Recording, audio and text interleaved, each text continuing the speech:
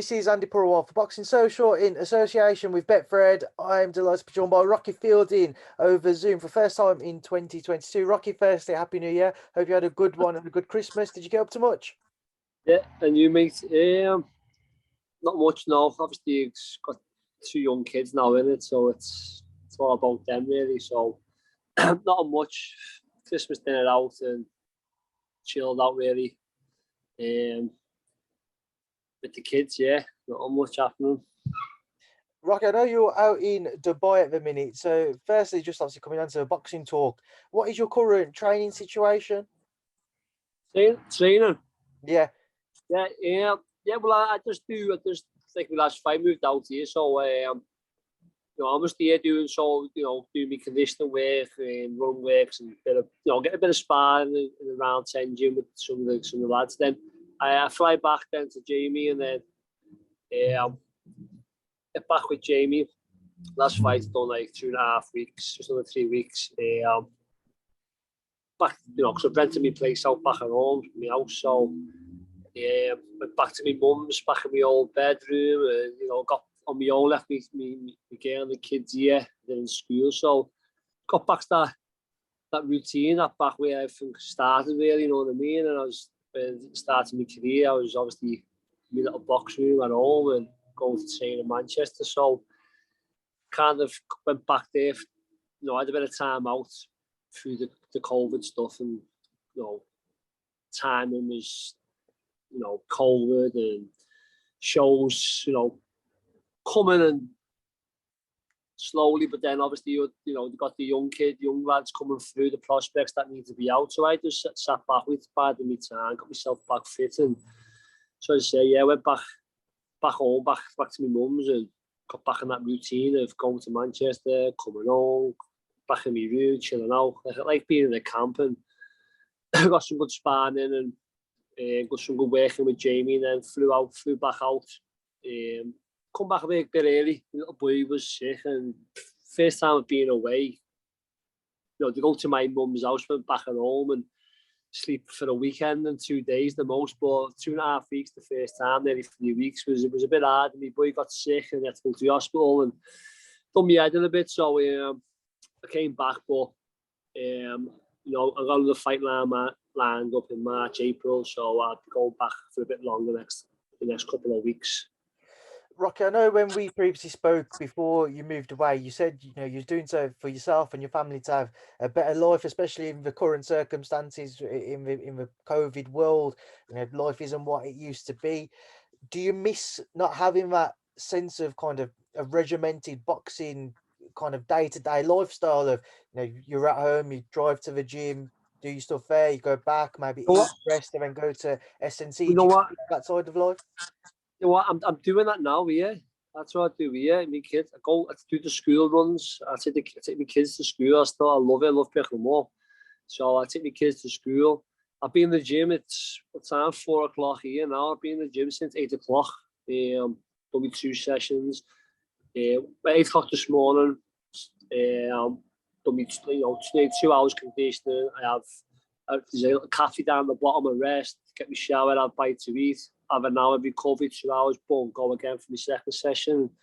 And done that, came home now for 4 p.m. Well, so I'm still doing it, I'm still just living the boxing life, because that obviously I'm here, but I'm still in the gym twice a day, say, school run, pick them up, take them, train twice a day, come home, relax, watch telly, just go back to bed and then go again, and so it's just I'm still doing everything. That's why I said I went back to my mum's and got back to reality, got back where everything started, and drove to Manchester, back to Jamie, done my session, come home, back in the room watching a few YouTube bits and that, and catching up on stuff, and then next day back to the gym, and that's all went on. I seen a bit of my family the first few days, seen everyone, and then just stayed at the gym and stayed in my mum's and trained, and same again when I get back over. So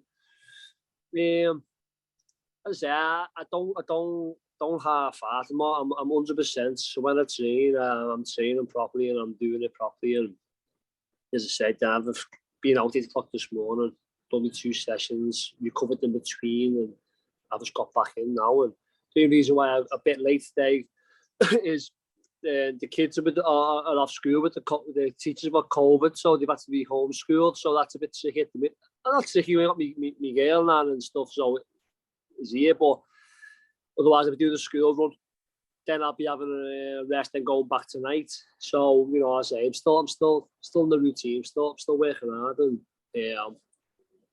getting the work in. So it's nothing's really changed. Obviously, the place has changed, but everything training wise and giving 100% is still the same. Rocky, coming on to what's next for yourself, we've seen some back and forths between yourself and a certain Caleb Plant over social media over the last few days. I just want to get your side of things first and foremost, and where this rivalry started to stem from. So yeah, so what happened? Obviously, it was May 2018. High up in the rankings of the IBF. The IBF call for eliminator. Obviously, they get spoke about, but then he gets into me DMs on Instagram and give me a little bit saying fight, but bear in mind, I just found out that I was fighting Zuiger. So I'm just lying in bed and he's going on with himself, giving fight me. Don't want this smoke and all to carry on. And in my head, I'm fighting Zuiger. That was May. I'm fighting Zuiger in July. So I had 5 weeks notice for that, but I knew, so I couldn't give nothing away to him. I couldn't say. I said, so we just have a bit of banter, and then, you know, as you seen the messages, he's put like, you know, he's going, wow, you can fight on the. It was on the Mikey Garcia, Errol Spence undercard. That's what he was saying. LA and Staples Center, I think it was, or somewhere outdoors, don't know. But I said, I've obviously got the Zuiger fight lined up, so you know, he's going, give me a number, how much do you want to fight? Give me a number. So I just said, well, give me £1 million. He's like, you think you're worth £1 million? Like, we just asked me to give you a number. I'll give you £50, but I'll give you £100. But so just that bit of stuff, banter going on. And I'm surprised he actually saved the messages, because he's, you know, a bit mad. Like, I don't have no save message from that long, especially just a bit of banter with someone. But then obviously, you know, a guy on Twitter is like, you and what about you and Kalen Plant and Belanga or someone? I said, just tag them in, just messenger fancy it, just, you know, just say I've lost to Canelo, he's lost to him. We're both in the WBA rankings. You know, it's just, so it was just, you know, we got no titles, you know, you want to get back, you know, in big fights, you know. It was just a bit of a thing, do you fancy? And he's bit to it, he's give me stick, and then obviously everyone's just fired in, give me all stick and stuff, and it's just, that was it, just been pushed over, that was it, that's all it is really. You know, I've got a plan. I say, come out to Dubai, I spoke with my management team, and they've got a plan for me, something that I needed, you know. I've got a 3-fight plan out here, and I've got a structure, know where the dates are, know, you know, what kind of step it would be, and, you know, so they're doing everything this, so, and then once they send me the messages and texts of where it is and when, and, you know, we were looking at it, then that's it. But yeah, that was just a bit of banter. I went back a while back, and I just, as you know, Twitter, you just have a few hours, don't you? I was actually, to be honest with you, I was on the toilet having a shit, and I thought, I was fucking type a bit bored, yeah, see what happens, and, you know, that's it really. I didn't want to go to the gate too much, to be honest. You know, and then obviously getting a few bit of stick for the last couple of days on it. I only know to do it now and that, because it's a bit, you know, one guy's like, you know, if you fight Kaylan, I'll put towards your casket and all stuff. And, you know, I'm sitting on the couch with my 2 kids next to me, and you got dickheads on Twitter, like, you know, that's all. That was it. It's a bit of banter, and, you know, I've got a plan, and surely he's got a plan. You know, he did do well, and, you know, obviously he lost in the end, so it's just a bit of banter really. Rocky, for as much as you say it's banter, if a deal could be agreed for you to square off next, would you be open to it, or is it very much so it's just not a part of your plans currently? No, yeah, definitely. You know what I mean? He's a you know, I fought Zuiger for the WBA. He went and fought for the IBF, and he won it, and good on him. And he's obviously done a few defences. You no, two defenses haven't been unbelievable opponents, you know what I mean? Until he stepped up to Canelo and done well, but I don't see nothing there. You know, good smooth fighter, but I don't see nothing. He hasn't, you know, I say he hasn't fought top super middleweight. So, you know, he's a good fight. You know, if my management team contact me and saying, Caden plans, you know, this date course, you know what I mean? It's a good fight. He's a good fighter. He's in the top 10 of WBA, so am I now. So, yeah, definitely. But obviously, realistic, it won't have a plan myself, which I'm working on now with managing team. So, yeah, in the future, maybe next fight or two or whatever, just, you know, I've always been ready, and, you know, once my phone rings and offers come or fights, I just say yeah and take them. So if it does, then I'll take it. Just a final thing on it all, Rocky. I'm sure you saw certain comments he did say. He said he called you a B word, which I won't repeat. He said you didn't want the smoke. He said you're a clown, and he commented on, you know, a comparison between his performance against Canelo and your own against Canelo. What did you make of all of those comments? It's the typical American stuff in it. You know, you've seen all those comments when the build up to the Canelo fight. No, he's quite annoying, to be honest, but, you know, he's kind of new. Obviously, I knew from the text message on Instagram what he was giving me. Don't want to smoke there, you're a clown, you think you're that, this, that, and same, yeah. Say, I went to the Canelo fight. Sorry. That's okay. Batty's 10%. You know, danced around the ring. Just ran, caught, cast the shots, good shots, get, you know, a few shots, run, you know, keep on the back foot. And, you know, my experience stepped up, and it was just, you know, wrong. I just went out to try and have a fight with Canelo and made mistakes, and he called me. And, you know, just the stuff that was, you were laughing and smiling, like, I explain it, gone down the shot and done like a smirk of bastard. And so all camp, I was like, I can't make these mistakes. Can't give nothing away, can't do this. And I did it. And he called me, and I was just like damn, like that kind of, we weren't laughing of I'm losing or being beat. It was that like smirk of, you knobhead, you knew you shouldn't be doing this, and you made it. I was like, that was the thing, in all camp in the 10 weeks ago, I was just saying, don't go to his level, don't show the body, don't do it. And then in the fight, I'm just thinking it, and I did it. And I got caught with it. And I give that split second of a mistake at that level, and I got caught with it. And the first one swiped right across the belly and got me. And, you know, and he aimed at it, he kept on targeting it, and I was going down, as I say, and I just, like, that kind of smirk of, like, smile, like, bastard, you fucking, sorry for swearing, like, I knew I should have done that, and I did it. It's just that was all it was. It was smirk, and I'm losing, I'm going down, that's it. That was it. I went at him. Second round, I had a goal, I caught him with a left hook, and I felt I got a picture of it right on his chin. And he shook it off and come at me, and he was just there, and then I ended up opening up that time to fight back, and the better man won, that was it. But I weren't laughing, I lost and I was smirking. It was just as I say, that kind of smirk where I've like made that mistake that I knew I shouldn't have, and I was on my head.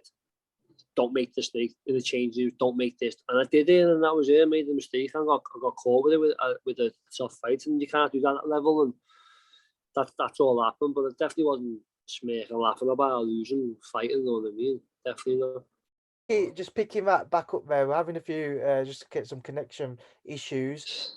Moving away from the rivalry and the back and forth with Caleb Plant. Another name I want to throw at you is Lerrone Richards. He's had a few choice words for yourself. He's gone back to when you guys, you wanted to try and face him for the European title, and the fight couldn't be agreed. And he said, you're a joke. He said he doesn't need to chase you. If you want him, you know where he is. I don't know who this kid thinks he is, or who he is, to be honest with you. I noticed him because of knows on Twitter at Matchroom the results of fights that he's been on, and that's about it. And obviously, a well boxer has looking 3 knockouts. You know what I mean? Come on, fucking hell. But to be honest, he got. I think he won the fight, and then he mentioned me about fighting. I come on Twitter and said, yeah, it sounded like in a tweet. That was it. No one's contacted me from his side to my management team and saying, Lerrone, Richard, this date, do you want this, do you want that, European? No one. Said on Twitter, yeah, I'd effectively belt you haven't won, which would be nice. Won the English, British, prize fighter, Commonwealth, WBA, so, you know what I mean? But just get that one right, just get that out the way. No one's contacted. So if they were that thing, they would have been straight on when I said, yeah, on Twitter. I don't think my management team would not contact me if a fight had been mentioned.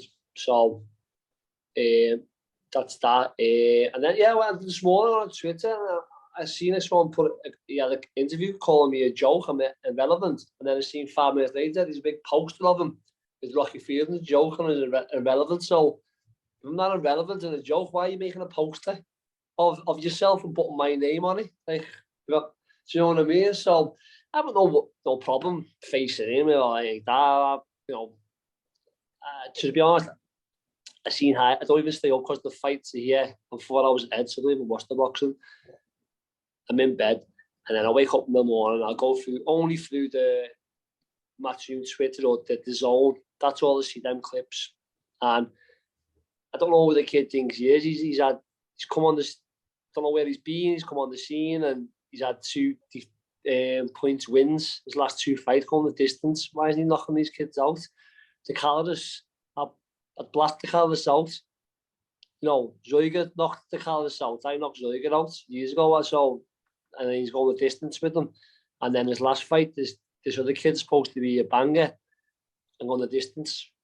Listen, there's no problem with that kid. And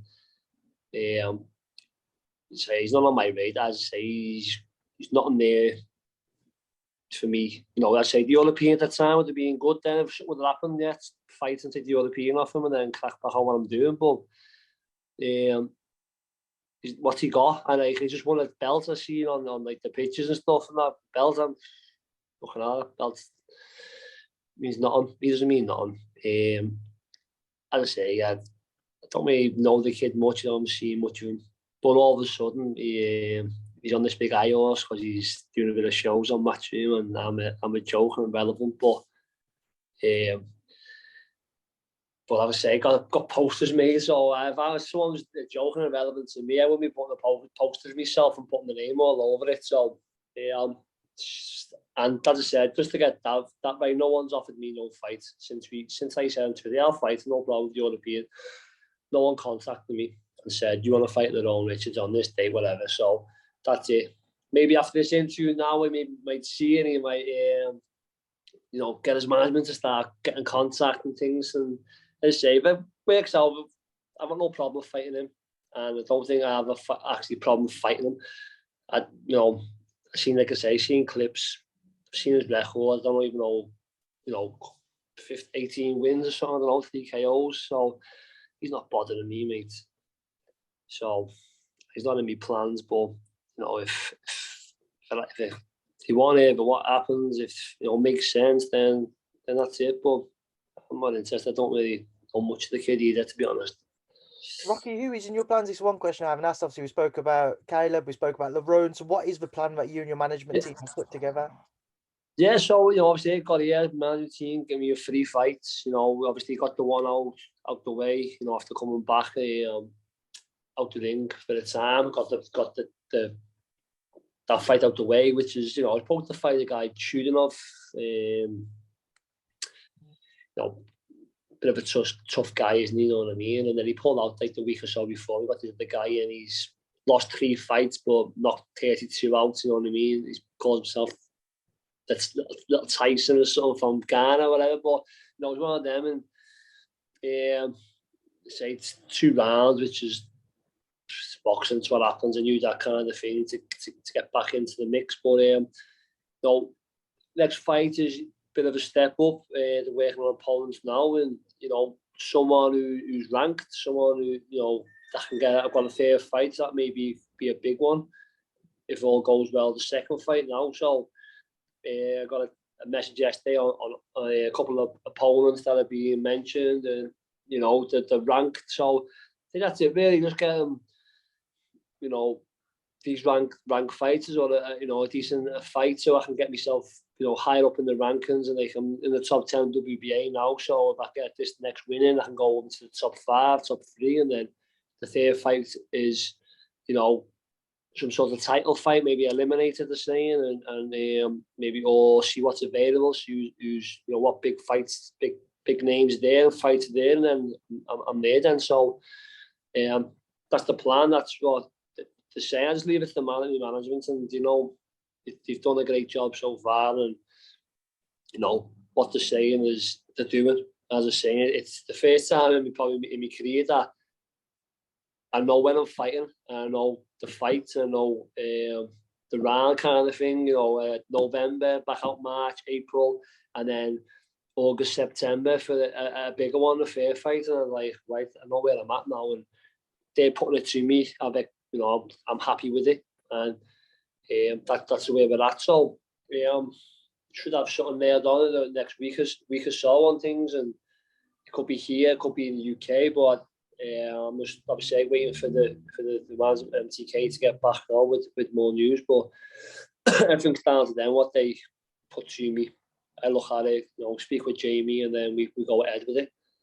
Rocky, away from that, just a few fights I want to get your thoughts on. Somebody who you'd previously been linked to fighting once again was John Ryder. Looking at him potentially, well, he isn't potentially, he is facing Danny Jacobs on Feb 12th. We get your thoughts on John Ryder versus Danny Jacobs.